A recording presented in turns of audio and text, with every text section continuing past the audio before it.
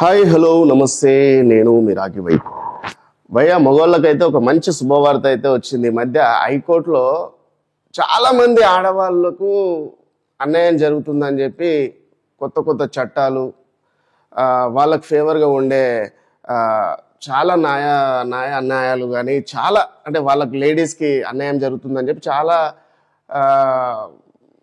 కోర్టులలో కానీ లేకపోతే సమాజంలో కానీ చాలామందికి అన్యాయం జరుగుతుంది ఆడవారికి అని చెప్పి కొత్త చట్టాలను తీసుకొచ్చారు. కానీ ఈ మధ్యనే ఒకటి మనకు ఢిల్లీలో అతుల్ అని ఒక పర్సన్ సూసైడ్ చేసుకోవడము ఆ లెటర్ రాయడం మాత్రం జరిగింది కదా. సో ఎందుకు అసలు ఆడవాళ్ళకి అన్యాయం జరుగుతుందా, మగవాళ్ళకి అన్యాయం జరుగుతలేదా అనేది ఇవాళ టాపిక్. నాకు చిన్న ఒక మాట్లాడదాం మీతో షేర్ చేసుకుందామని వచ్చిన.